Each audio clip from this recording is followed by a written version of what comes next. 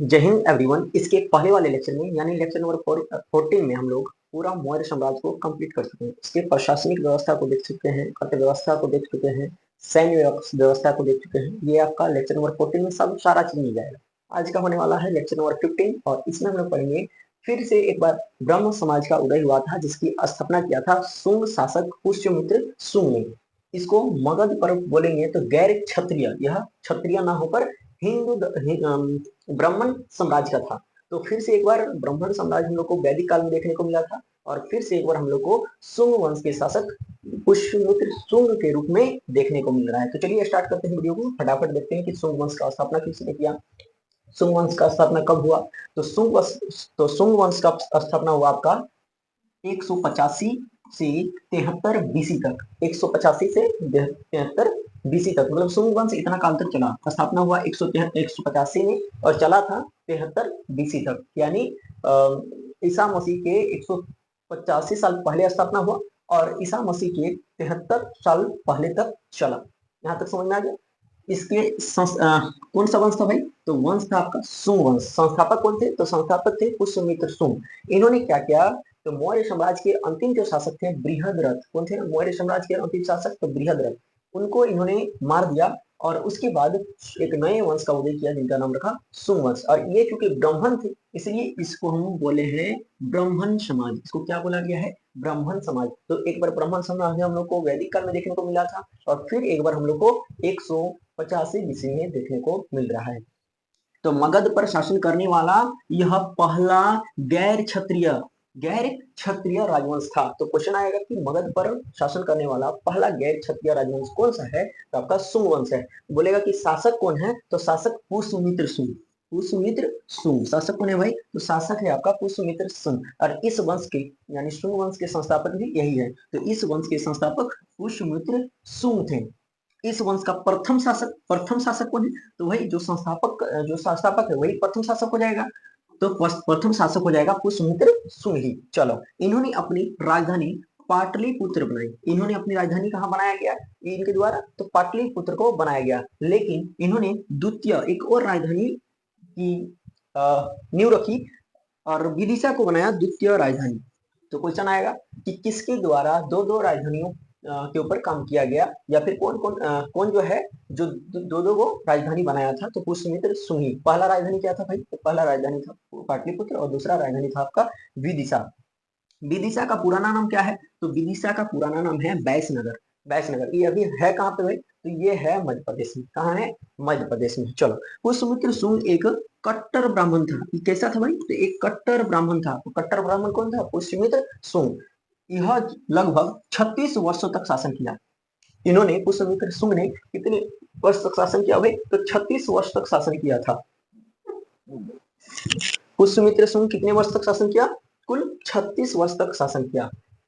भारत में पुनः वैदिक धर्म की स्थापना करने का श्रेय पुष्यमित्र शुंग को जाता है। क्या बोला है? वैदिक धर्म, यानी वैदिक धर्म का सीधा मतलब क्या हो जाता है? हिंदू धर्म से, यानी ब्राह्मण धर्म से। तो वही फिर से वैदिक धर्म एक बार कौन स्थापना किया? तो स्थापना किया आपका पुष्यमित्र शुंग। तो वही चीज लिखा हुआ है कि भारत में पुनः वैदिक धर्म को स्थापना करने का श्रेय, पुनः मतलब फिर से, और स्थापना करने का श्रेय किसको जाता है? तो पुष्यमित्र शुंग को जाता है। इस वंश का शासन 112 वर्ष तक चला। शुंग वंश का शासन कितने वर्ष तक चला भाई? तो टोटल 12 वर्ष तक चला। जबकि पुष्यमित्र शुंग कितने दिन तक शासन किए? तो ये लगभग 36 साल तक शासन किए। 36 साल तक शासन कौन किया था? तो पुष्यमित्र शुंग। लेकिन इसका वंश कितने साल तक चला था? इसका वंश चला था आपका 112 वर्ष तक। 112 वर्ष तक। आगे देखो, इन्होंने बहुत बौद्ध स्तूपों तथा मठों को क्या किया? ध्वस्त कर दिया। तो क्वेश्चन आएगा कि बहुत सारे बौद्ध स्तूपों और बौद्ध मठों का ध्वस्त किसके द्वारा किया गया है? तो पुष्यमित्र शुंग के द्वारा किया गया है। पुष्यमित्र शुंग को बौद्ध धर्म का विरोधी शासक माना जाता है। अब इतना ध्वस्त करेगा भाई तो कोई भी विरोधी मानेगा। तो क्वेश्चन आएगा कि बौद्ध धर्म का विरोधी शासक किसे कहा गया है? तो पुष्यमित्र शुंग को कहा गया है।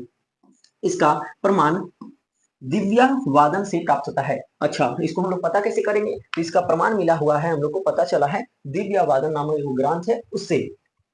हालांकि इसके या फिर इनके काल में कोई बौद्ध विहार का निर्माण भी हुआ है। मतलब इनके काल में बहुत सारे बौद्ध विहार बौद्ध विहार का निर्माण भी हुआ है, लेकिन इन्होंने जो है, इनको जो है बौद्ध विरोधी शासक माना जाता है। क्यों? क्योंकि इन्होंने बहुत सारे बौद्ध स्तूपों और मठों का ध्वस्त कर दिया था।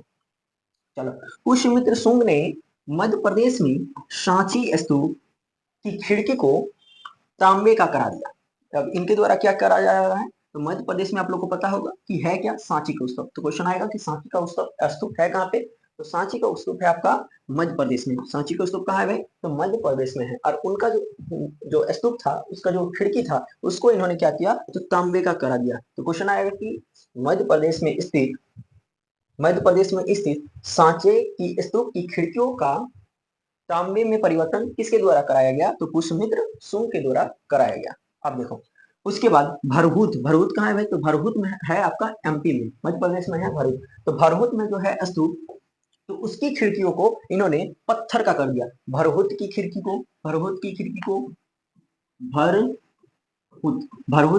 को किसका किया? तो पत्थर का कर दिया, पत्थर में तब्दील कर दिया। उसके बाद सांची का स्तूप, सांची सांची का स्तूप, इसको किस में बदला? तो इसको बदला तांबे में। यहां तक समझ में आया? आगे देखो, पुष्यमित्र शुंग के काल में अशोक द्वारा निर्मित सांची एवं भरहुत स्तूप का आकार दुगुना करवाया गया। अब क्वेश्चन आएगा कि सांची एवं भरहुत अभिवेद किसका स्तूप था? किसका? ये था अशोक द्वारा निर्मित, यानी अशोक का था, उसका का था।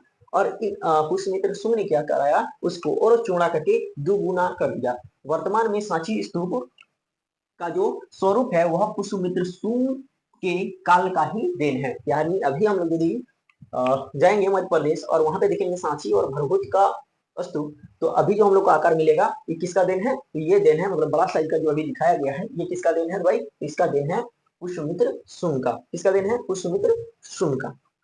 चलो, इसके समय बौद्ध पुस्तक जातक ग्रंथ की रचना हुई। अब क्वेश्चन आएगा कि जातक ग्रंथ की रचना किसके शासनकाल में हुई? तो किसके शासनकाल में हुई भाई? पुष्यमित्र शुंग के शासनकाल में। चलो आगे देखो, पाणिनि ने अष्टाध्यायी यानी व्याकरण ग्रंथ लिखा। इन्हीं के समय क्या लिखाया गया? तो पाणिनि द्वारा अष्टाध्यायी लिखा गया। अष्टाध्यायी किसकी पुस्तक है? पाणिनि की लिखा हुआ है। ये क्या है? तो ब्राह्मण व्याकरण ग्रंथ है। चलो आगे देखो, मनुस्मृति लिखा गया। गर्गी ने गर्गी संहिता लिखा। देखो, मनुस्मृति कब लिखा गया? तो यही पुष्यमित्र शुंग के शासनकाल में। उसके बाद अष्टाध्यायी कब लिखा गया? पुष्यमित्र शुंग के शासनकाल में। व्याकरण ग्रंथ कब लिखा गया? तो वही पुष्यमित्र शुंग के शासनकाल में। गर्गी द्वारा क्या लिखा गया? तो गर्गी द्वारा लिखा गया गर्गी संहिता। संहिता का मतलब क्या होता है? संहिता का मतलब होता है नियम कानून। संहिता का मतलब क्या होता है? नियम कानून। तो गर्गी ने लिखा, इसलिए गर्गी का संहिता। चलो, गर्गी संहिता किसके द्वारा लिखाया गया? तो गर्गी द्वारा लिखाया गया। किसके समकालीन थे गर्गी? तो ये थे पुष्यमित्र शुंग के समकालीन। कुछ भी क्वेश्चन आए यहाँ से बना लेना है। जिन सेन ने ही हीरा वंश की रचना की। जिन सेन ने हीरा वंश की रचना की। बौद्ध चैत्य भवन का निर्माण इसी वंश के समय हुआ। बौद्ध चैत्य भवन का निर्माण कब हुआ भाई? तो पुष्यमित्र शुंग के शासनकाल में ही हुआ।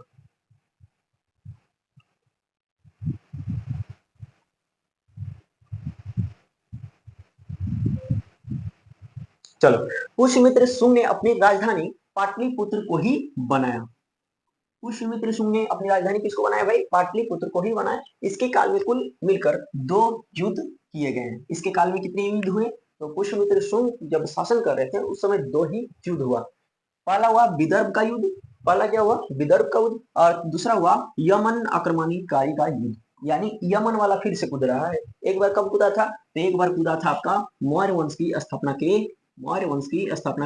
पहले। मौर्य वंश की स्थापना के पहले। अब जो यमन आक्रमण होगा, मौर्य वंश का स्थापना, मौर्य वंश के बाद शुंग वंश में फिर से यमन आक्रमणकारी आएंगे और भारत को लूटेंगे। चलो, तो किसके समय 2 महत्वपूर्ण युद्ध हुआ? तो पुष्यमित्र शुंग के शासनकाल में 2 महत्वपूर्ण युद्ध हुआ। पहला हुआ विदर्भ का युद्ध। पहला कब हुआ? तो विदर्भ का युद्ध। और दूसरा हुआ आपका यमन आक्रमणकारी का युद्ध। विदर्भ यानी इसी को कहा गया है बरार। इधर विदर्भ को क्या कहा गया भाई? तो बरार। तो बरार में चल रहे उत्तराधिकारी के युद्ध का लाभ उठाकर पुष्यमित्र शुंग ने अग्निमित्र के नेतृत्व में सेना भेजा।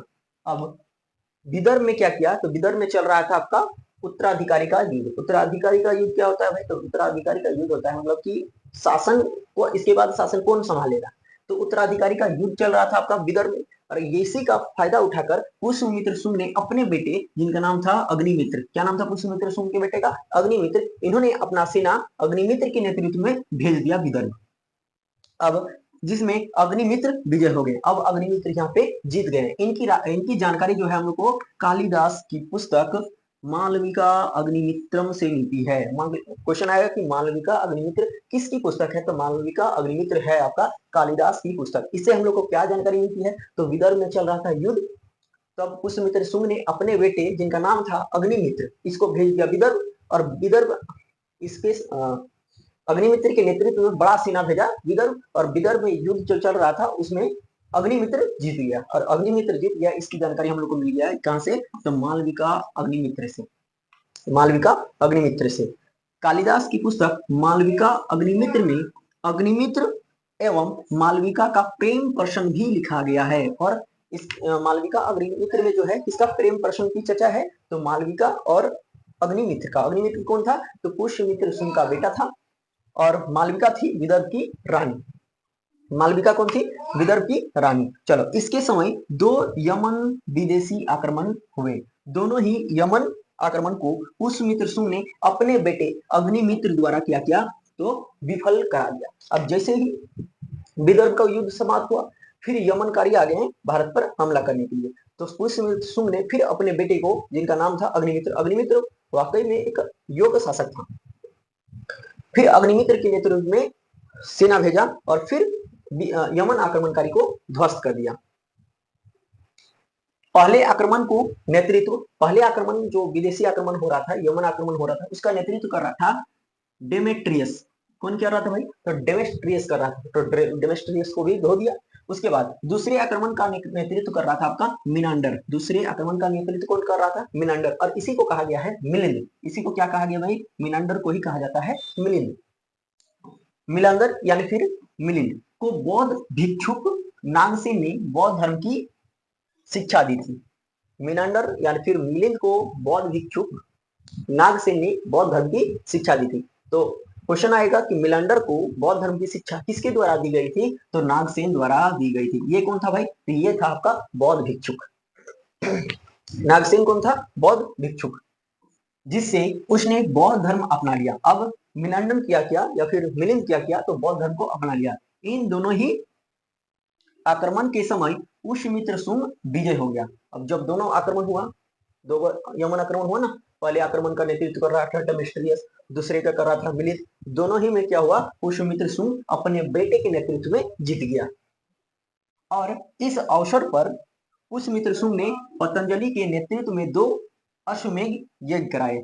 पतंजलि के नेतृत्व में पुष्यमित्र शुंग जी क्या करते हैं, तो 2 अश्वमेध यज्ञ कराते हैं। अश्वमेध यज्ञ हम लोग वैदिक काल में ही पढ़ चुके हैं। एवं अपने राजधानी पाटलिपुत्र स्थानांतरित करके विदिशा में बना दिया। तो जब अश्वमेध युग हो रहा था, तो इसकी राजधानी पाटलिपुत्र से कहां आ गई, विदिशा आ गई। कलिंग नरेश खारवेल ने पुष्यमित्र शुंग को पराजित कर दिया। अब पुष्यमित्र शुंग को हरा, भाई वही तो होगा, बड़ा घमंड था, छत को छत होने का, एक तल्ला और बना, छत फर्श बन गया। उसी तरह इसको बड़ा घमंड था अग्निमित्र के ऊपर। अब ये भी हार गया, किससे, तो ये हार गया आपका कलिंग नरेश खारवेल से। कलिंग कहाँ का राजा था भाई, तो कलिंग था आपका उड़ीसा का राजा। इस वंश में कुल 10 शासक थे। पहला शासक था पुष्यमित्र शुंग। शुंग वंश में कितने शासक हुए, तो शुंग वंश में टोटल 10 शासक हुए। पहला शासक हुआ आपका पुष्यमित्र शुंग, और 9वां शासक हुआ भागभद्र। 9वां शासक कौन हुआ, तो भागभद्र। और 10वां शासक हुआ आपका देवहूति। 9वां शासक भागभद्र, 10वां शासक देवहूति। किस वंश का है देवहूति भाई, तो देवहूति है आपका शुंग वंश का। पहला शासक शुंग वंश का तो पुष्यमित्र शुंग। कितने शासक हुए शुंग वंश में, तो टोटल 10 शासक हुए। इस वंश का शासक भागभद्र के दरबार में यमन यानी विदेशी राजदूत हेलियोडोटस आया था। तो क्वेश्चन आएगा कि हेलियोडोटस किसका समकालीन है या फिर किसके दरबार में आया था? तो भागभद्र के दरबार में आया था। भागभद्र किस वंश का था भाई? तो भागभद्र था आपका शुंग वंश का शासक जो भागवत धर्म को अपना लिया था।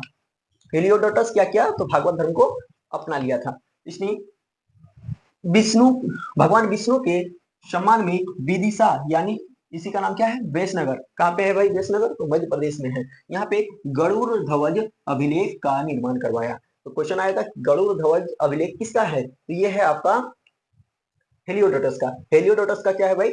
गरुड़ ध्वज अभिलेख। इन्होंने भगवत धर्म को अपना लिया, उसके बाद गरुड़ अभिलेख का निर्माण कराया। तो क्वेश्चन आया गरुड़ अभिलेख का निर्माण किसके द्वारा कराया गया है? तो हेलियोडोटस के द्वारा कराया गया। हेलियोडोटस कौन था भाई? तो ये एक यमन यात्री था या फिर विदेश का आदमी था जो भागभद्र के दरबार में आया था। भागभद्र कौन था? तो शुंग वंश का 9वां शासक था। चलो, उसने उस पर भगवान विष्णु के लिए देव देवशय शब्द का प्रयोग किया। देव देवशय शब्द का प्रयोग किया। जब जब विदिशा में या फिर वेशनगर में गरुड़ ध्वज का अभिलेख का निर्माण करवाया गया तो उस पर विष्णु भगवान के लिए किस शब्द का प्रयोग हुआ है भाई? देव देवशय शब्द का प्रयोग किया गया। शुंग राजवंश का अभिलेख या फिर शिलालेख जालंधर यानी पंजाब से मिलता है। इससे हम लोग को पश्चिमी विस्तार का जानकारी मिलता है कि शुंग वंश के शासक यहाँ तक यानी पंजाब तक शासन करते थे। इस काल में संस्कृत भाषा का सर्वाधिक विकास हुआ। तो क्वेश्चन आएगा फिर से संस्कृत भाषा का कब विकास हुआ? तो एक बार जब पुनः हिंदू धर्म का स्थापना हुआ। कब? तो 185 बीसी में। शुंग वंश के काल की अर्थव्यवस्था जातक ग्रंथ एवं मिलिंद पन्हो नामक पुस्तक से मिलती है। अब हम लोग अगर मिलिंद पन्हो नामक पुस्तक पढ़ेंगे तो शुंग वंश का जो अर्थव्यवस्था था इसके बारे में सटीक जानकारी मिलेगा, या फिर जातक ग्रंथ सॉरी अर्थव्यवस्था जातक ग्रंथ से प्राप्त होगा या फिर मिलिंद पन्हो से प्राप्त होगा। चलो, इस वंश का 10वां एवं अंतिम शासक देवहूति था। कौन था भाई? तो शुंग वंश का अंतिम शासक था आपका देवहूति और 10वां शासक यही है। और देवभूति की हत्या किसके द्वारा कर दी गई? कि उन्हीं के मंत्री वासुदेव द्वारा। इन्हीं का एक मंत्री था वासुदेव, जिन्होंने अपने ही राजा देवभूति की हत्या कर दी और इसके स्थान पर कन्नौ वंश का स्थापना कर दिया। तो अब यहाँ हम लोग को क्या पढ़ना है? अब हम लोग को पढ़ना है कन्नौ वंश। क्यों? क्योंकि शुंग वंश का जो शुंग वंश में टोटल 10 शासक हुए। 10 शासक तो पढ़ना है नहीं। 10 शासक में इंपॉर्टेंट कौन हुआ? तो इंपॉर्टेंट हुआ आपका पुष्यमित्र शुंग, जिन्होंने स्थापना किया। उसके बाद उसका बेटा आया, उसका बेटा का नाम अग्निमित्र। उसके बाद 9वां शासक आया आपका भागभद्र। भागभद्र के दरबार में कौन आया था? तो विदेशी आक्रमणकारी आया था या फिर विदेश का आदमी आया था जिनका नाम था हेलियोडोटस। इन्होंने क्या किया? भागवत धर्म को अपना लिया। उसके बाद एक गुजरात के वेशनगर में अभिलेख खुलवाया जिसका नाम रखा गरुड़ ध्वज अभिलेख। गरुड़ ध्वज अभिलेख इसलिए रखा क्योंकि भगवान विष्णु का मुख्य वाहन क्या है? गरुड़ है, तो इसलिए इन्होंने खुलवाया गरुड़ ध्वज अभिलेख। और उसके बाद भगवान विष्णु के लिए शब्द का प्रयोग क्या है? देवशय। उसके बाद देखें कि इसका अर्थव्यवस्था जो हम लोग को मिलता है कहां से मिलता है? तो जातक ग्रंथ से और मिलिंद पन्हो से। उसके बाद अगला शासक यानी लास्टवा शासक 10वां शासक आ जाता है देवहूति और इसी की हत्या कर दिया जाता है। किसके द्वारा? तो इसी की एक मंत्री था जिनका नाम था वासुदेव और वासुदेव ने फिर कन्नौ वंश का स्थापना कर दिया। चलो, कन्नौ वंश चला कब भाई? तो 73 में वो खत्म हुआ। 73 से 30 बीसी तक यानी लगभग 45 साल तक चला था कन्नौ वंश। कन्नौ वंश के संस्थापक कौन है? तो संस्थापक आपके हो जाएंगे वासुदेव। कन्नौ वंश के संस्थापक वासुदेव। किसकी हत्या किए थे भाई? कन्नौ वंश के शासक वासुदेव ने किसकी हत्या किए थे? तो देवभूति की हत्या किया था। देवभूति का हत्या की थी। इसकी राजधानी विदिशा को बनाया। इसने अपनी राजधानी किसको बनाया? तो विदिशा को बनाया। इस वंश में कुल 4 शासक हुए। तो क्वेश्चन आएगा 4 शासक वाले वंश का नाम क्या है? तो कन्नौ वंश। कन्नौ वंश की स्थापना किसके द्वारा किया गया? तो वासुदेव द्वारा। वासुदेव ने अपनी राजधानी कहाँ बनाया? तो विदिशा को बनाया या फिर किसको बनाया? इस वंश के कुल 4 शासक हुए। कौन कौन? वासुदेव संस्थापक हुए। उसके बाद आया भूमिपुत्र, तीसरा आया तरानियई और चौथा है आपका सुशर्मा। पहला वासुदेव जो संस्थापक है, दूसरा आया इसका बेटवा जिनका नाम है भूमिपुत्र, उसके बाद आया इसका बेटा तरायन और उसके लास्ट में आया आपका सुशर्मा। इस वंश का दूसरा नाम था कन्नवा यंग वंश। यह लगभग 43 वर्षों तक शासन किया। अभी बताएं कि कन्नौ वंश कुल कितने साल तक शासन किया है, तो 43 साल तक शासन किया है। कन्नौ राजा को पुराण में सुमित्र के नाम से पुकारा जाता है। सुमित्र, सुमित्र क्या कि इसके बाद ही आया ना कन्नौ वंश। चलो, कन्नौ साम्राज्य पर पहला आक्रमण शक का हुआ। कन्नौ जब शासन कर रहे थे तो कन्नौ वंश के समय पहला आक्रमण किसके द्वारा हुआ है, तो पहला आक्रमण हुआ है आपका शकों के द्वारा। ये ब्राह्मण जाति के थे। शक किसके थे भाई, तो ब्राह्मण जाति के थे। इस वंश में सर्वाधिक समय तक शासन करने वाला शासक भूमिपुत्र है। इस वंश में सर्वाधिक समय तक शासन करने वाला शासक कौन है, तो भूमिपुत्र है। भूमिपुत्र किसका बेटा था, तो भूमिपुत्र था आपका, भूमिपुत्र था वासुदेव का बेटा। और कुल कितने वर्ष तक शासन किया है, तो 14 वर्ष तक शासन किया है। बस इतने ठो। इस वंश का अयोग्य एवं दुर्बल अंतिम शासक हुआ सुशर्मा, और जिसकी हत्या उसके मंत्री सिमुक द्वारा, यानी आंध्र प्रदेश का राजा था, वो नाम था सिमुक। तो सिमुक द्वारा किसकी हत्या कर दी गई, सुशर्मा। सुशर्मा का मंत्री कौन था, तो सुशर्मा का मंत्री था आपका सिमुक। ये कहाँ का था, तो आंध्र का राजा था। और इन्होंने 30 बीसी में या फिर ईसा मसीह पूर्व में इसकी हत्या कर दी, सुशर्मा की हत्या कर दी, और इसके स्थान पर सातवाहन वंश का स्थापना कर दिया। अब हम लोग क्या पढ़ना है, सातवाहन वंश। क्यों, क्योंकि जो कन्नौ वंश थे, कन्नौ वंश के अंतिम शासक और अयोग्य शासक में आपका सुशर्मा, और सुशर्मा का हत्या कर दिया गया है किसके द्वारा, तो सातवाहन आंध्र के राजा सिमुक द्वारा। और फिर एक नए वंश का स्थापना किया जिसका नाम रखा सातवाहन वंश। सातवाहन वंश के संस्थापक सिमुक, सातवाहन वंश के संस्थापक सिमुक। तो सातवाहन वंश चलेगा कब भाई, तो 30 में वो खत्म हुआ था ना, तो 30 से लेकर 250 एडी यानी एना डोमिनी अब स्टार्ट हो गया है। चलो, सातवाहन वंश, इसको हम लोग प्रतिष्ठान वंश भी कहते हैं। सातवाहन वंश को क्या कहा जाता है, तो प्रतिष्ठान वंश भी कहा जाता है। सातवाहन वंश के संस्थापक कौन है, सिमुक थे। सिमुक ने किसकी हत्या की है भाई, सिमुक ने किसकी हत्या की, तो सुशर्मा की हत्या की। किसकी हत्या किए थे, सुशर्मा की। सुशर्मा कौन था, तो पुष्यमित्र नहीं, कन्नौ वंश का अंतिम शासक और अयोग्य शासक कौन था, सुशर्मा। सुशर्मा की हत्या कर दिया गया किसके द्वारा, तो सातवाहन वंश के संस्थापक सिमुक द्वारा। और एक नए वंश का स्थापना किया गया जिनका नाम रखा सातवाहन वंश। सातवाहन वंश टोटल कितने साल तक शासन किया है, तो ये टोटल 220 वर्ष तक शासन किया है। और इसकी राजधानी तगर थी। तो क्वेश्चन आएगा कि तगर किसकी राजधानी थी, तो सातवाहनों की राजधानी थी। प्रारंभ में यह वंश महाराष्ट्र के क्षेत्र में था। प्रारंभ में जब स्टार्टिंग दौर था तो सातवाहन वंश किस क्षेत्र में था, तो महाराष्ट्र के क्षेत्र में था। किंतु शक राजाओं ने इन्हें महाराष्ट्र छोड़ने पर क्या किया ना, विवश कर दिया। अब जो शक राजा थे वो तो पहले ही कन्नौ वंश में हमला कर चुके थे, लेकिन कन्नौ वंश ज्यादा दिन तक रहा नहीं। उसके बाद जैसे ही सातवाहन वंश का स्थापना हुआ महाराष्ट्र के क्षेत्र में, तो शक शासकों ने सातवाहन वंश का जीना हराम कर दिया। फिर इन लोग को, शक वाले को कहाँ छोड़ना पड़ा, तो महाराष्ट्र छोड़ने पर विवश हो गए, और सातवाहन वंश को आंध्र में स्थानांतरित होना पड़ा। पहले था महाराष्ट्र वाला क्षेत्र में, अब इन लोग कहाँ चल गए हैं, आंध्र प्रदेश वाला एरिया में, जिस कारण पुराणों में इन्हें आंध्र सातवाहन भी कहा जाता है। आंध्र सातवाहन क्यों कहा गया, क्योंकि इन लोग पहले थे महाराष्ट्र वाले क्षेत्र में, लेकिन शक शासक वाले इतने ना हमला किए इन पर कि इन लोग को महाराष्ट्र छोड़ना पड़ा। महाराष्ट्र छोड़ के जाना पड़ा कहाँ पे, तो आंध्र वाला क्षेत्र में, इसलिए पुराणों में कहा जाता है इनको आंध्र सातवाहन। चलो, सातवाहन की राजधानी प्रतिष्ठान महाराष्ट्र में थी, जो गोदावरी नदी के तट पर स्थित थी। सातवाहनों की राजकीय भाषा क्या थी, तो प्राकृतिक थी, और लिपि इसका ब्राह्मणी था। तो सातवाहन की लिपि क्या थी, तो सातवाहन की लिपि थी ब्राह्मणी, और भाषा क्या था, तो भाषा इसका प्राकृतिक था। सातवाहन वंश किसी न किसी रूप में 3 शताब्दी तक बने रहे, जो प्राचीन भारत में किसी एक वंश का सर्वाधिक कार्यकाल है। शतकर्णी प्रथम सातवाहन वंश का पहला शासक था। इसकी जानकारी नागाघट अभिलेख यानी पुणे से मिला है। सतकर्णी प्रथम सातवाहन वंश का पहला शासक था, और इसकी जानकारी हम लोग को कहां से मिलती है, नानाघट अभिलेख जो है स्थित कहाँ पे, पुणे में है, और उससे हम लोग को मिलती है, जो उसकी पत्नी नेनिका द्वारा बनवाया गया था। तो क्वेश्चन आएगा, क्वेश्चन आ सकता है कि नैनीघाट अभिलेख किसके द्वारा बनाया गया।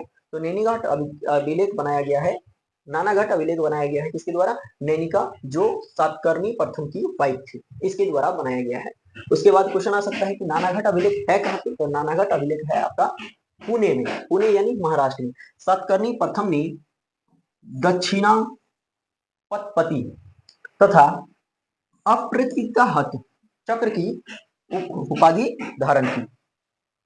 सातकर्णी प्रथम शासक का नाम सांची स्तूपों में प्रवेश द्वार पर अंकित है, यानी सातकर्णी प्रथम जो शासक हैं या फिर सातकर्णी प्रथम शासक का नाम कहाँ पे स्थित है, तो सांची स्तूप के प्रवेश द्वार पर, जब सांची स्तूप हम लोग प्रवेश करेंगे उस द्वार पे ही इनका नाम खुदाया गया है, सातकर्णी प्रथम।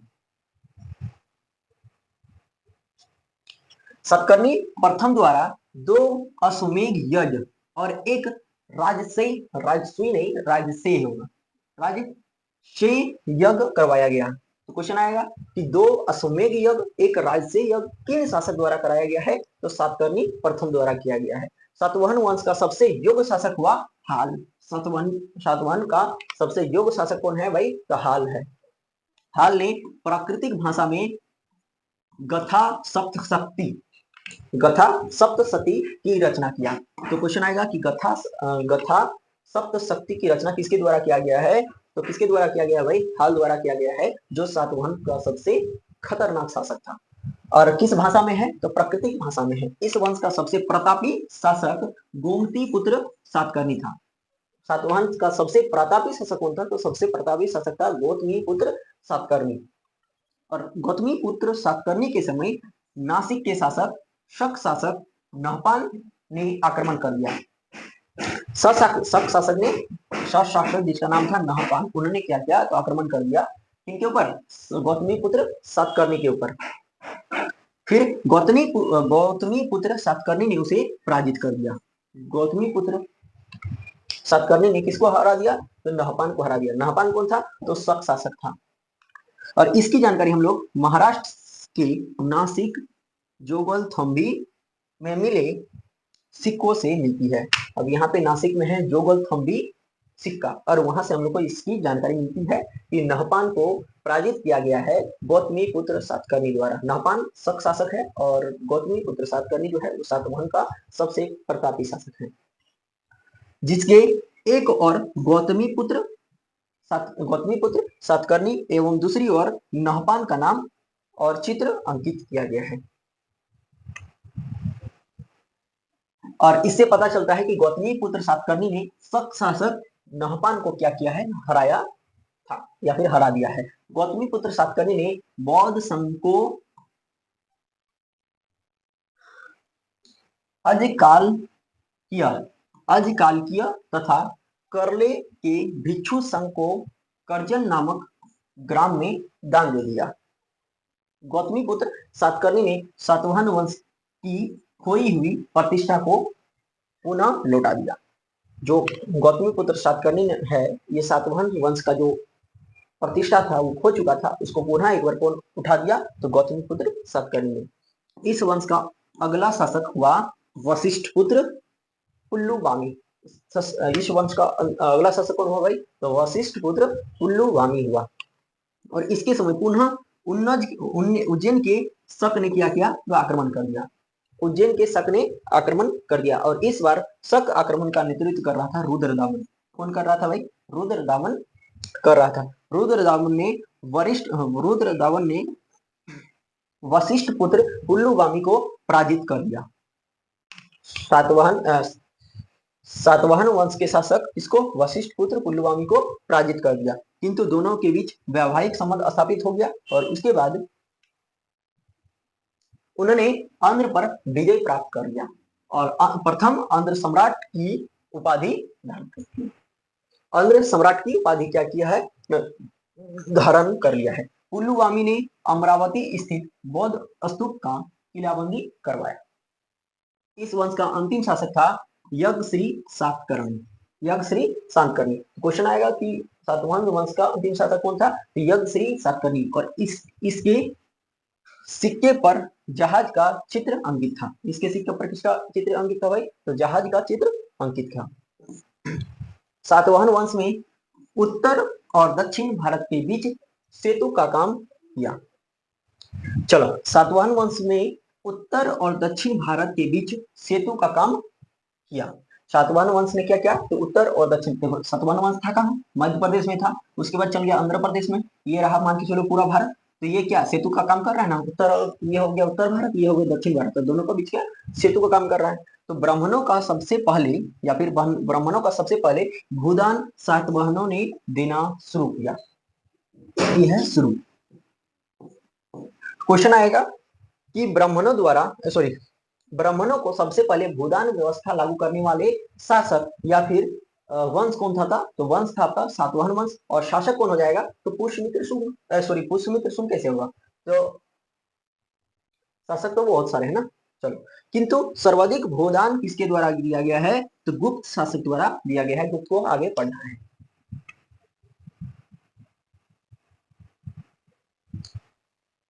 वेतन के बदले भूदान की सामंती व्यवस्था सातवाहन ने प्रारंभ किया, किंतु सर्वाधिक प्रयोग गुप्त राजाओं ने किया। अब वेतन नहीं देना है, वेतन के बदले क्या देना है? तो वेतन के बदले देना है भूदान व्यवस्था। भूदान व्यवस्था, और इसको पहले तो शुरू किया आपका सातवाहन वंश, लेकिन इसका सर्वाधिक प्रयोग किसके द्वारा किया गया है? तो गुप्त शासक द्वारा किया गया है। इस वंश के समय गांव के प्रधान को गौमलिक कहा जाता था। सातवाहन वंश के समय गांव के प्रधान को क्या कहा जाता था भाई? गौमलिक कहा जाता था। गौमलिक कहा जाता था। इस वंश का दक्कन के क्षेत्र में कपास फसल उगाया जाता था। इस वंश में दक्कन के क्षेत्र में क्या फसल उगाया जाता था भाई? तो कपास का फसल उगाया जाता था। सातवाहन समाज मातृशतात्मक था। मातृशतात्मक का मतलब होता है कि अब किसी भी डॉक्यूमेंट्स में पहले माता का नाम आना, उसको क्या बोला जाता है? उस समाज को बोला जाता है मातृशतात्मक। यहाँ नाम के पहले माता का नाम लिखा जाता था, किंतु राजा कौन होता था? राजा आपका पुरुष ही होता था। ऐसा नहीं है कि अगर यदि मातृशतात्मक है, यानी नाम के पहले माता का प्रयोग हो रहा है, तो राजा माता होगी। नहीं, राजा कौन होता था? तो राजा पुरुष ही होता था। अच्छा, इस समय सीसा के सिक्के का प्रयोग हुआ। पहले ही बता चुके हैं एकदम स्टार्टिंग फर्स्ट वाला क्लास में कि सातवाहन वंशों ने कौन सा सिक्का चलाया? तो सातवाहन वंशों ने सिक्का का प्रयोग किया। शीशे का सिक्का का प्रयोग किया था। चांदी के सिक्के को कांस्यपन्न तथा सोने के सिक्के को सुवर्ण कहते थे। सोने के सिक्के को सुवर्ण और चांदी के सिक्के को कांस्यपर्ण कहा जाता था। सातवाहन साम्राज्य की भूमि गोदावरी नदी घाटी में थी। सातवाहन वंश का भूमि कहाँ पे था भाई? या फिर सातवाहन साम्राज्य था कहाँ पे? कौन सी नदी के किनारे था? तो गोदावरी नदी घाटी के किनारे थे, जिस कारण अत्यधिक उपजाऊ वाला क्षेत्र था। ऐसा कहा जाता है कि सातवाहन काल की भूमि उस समय की सबसे उपजाऊ भूमि थी। और उपजाऊ भूमि होगी क्यों नहीं? क्योंकि गोदावरी नदी है और जलोढ़ मिट्टी वगैरह सब बहा के लाती है, डेल्टा वगैरह का अच्छा से निर्माण करती है। तो सातवाहन मतलब प्रॉपर सिंचाई मिल जाता था, इसलिए इसको कहा जाता है कि सातवाहन काल की भूमि जो है उस समय की सबसे उपजाऊ भूमि थी। चलिए, खत्म हो गया। मिलते हैं नेक्स्ट वीडियो में। अब पूरा सातवाहन वंश खत्म हो गया है। हम लोग यहाँ पे पूरा मगध साम्राज्य आज खत्म हो गया। नहीं आ रहा है। हम लोग सबसे पहले देखें कि मगध पर टोटल 7 राजवंशों ने शासन किया। किसने? तो मगध इसमें टोटल 7 राजवंशों ने शासन किया। ट्रिक क्या बताए थे? तो ट्रिक बताए थे हशिन, मशुक, शाह। हशिन, मशुक, शाह। हरियक वंश पहला वंश, दूसरा है शिशुनाग वंश, तीसरा है नंद वंश, चौथा है मौर्य वंश, पांचवा है शुंग वंश, छठा है कन्नौ वंश पढ़ चुके हैं, और सातवां हम लोग पढ़ चुके हैं क्या? सातवाहन वंश। यहाँ खत्म हो गया पूरा। अब विदेशी आक्रमण हुआ था पहले, मौर्य वंश के पहले 2 गो, और फिर मौर्य वंश के बाद हुआ है। शुंग वंश के समय हम पढ़ाए थे कि 2 गो आक्रमणकारी आए थे, मिनांडर। चलो, तो उस सब के बारे में आप पढ़ना है। मिलते हैं नेक्स्ट वीडियो में, तब तक के लिए जय हिंद। ये आपका लेक्चर नंबर 15 होने वाला है। लेक्चर नंबर 16 में हम लोग सारा कंप्लीट करेंगे।